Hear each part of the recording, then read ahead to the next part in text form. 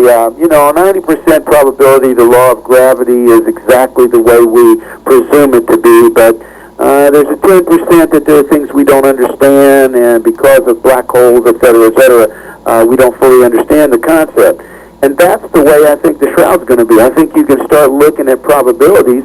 I think you're going to find us in the high 90s. I think one of the scientists himself who did convert and become a born-again Christian said that he put the Shroud in the real high 90s as far as probability goes. And that's about as best we can hope for it.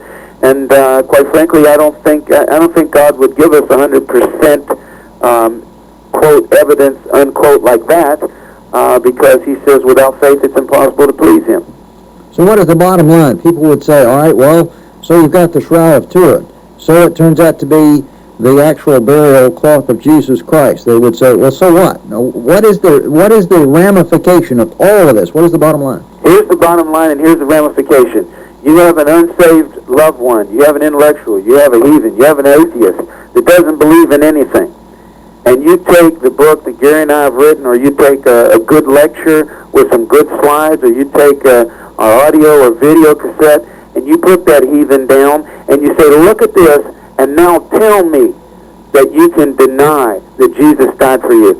And what I've seen over and over and over again is people get born again. I've given the lecture thousands of times. I've never failed to see a response to the gospel. Never failed to see a response. I've received letters, even from people that I used to witness to in the military, that years later picked up my book, read it, got born again, wrote me and said, I remember when you used to tell me about Jesus. Thank you for writing your book.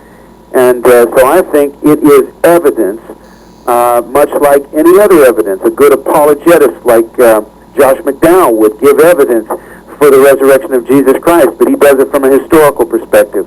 I think this is evidence from a scientific perspective for the claims of the gospel, the claims of the Lord Jesus Christ, and in this last day, those who are seeking a sign or seeking something that they can believe in, this will certainly give them pause and, I believe, take them to the cross.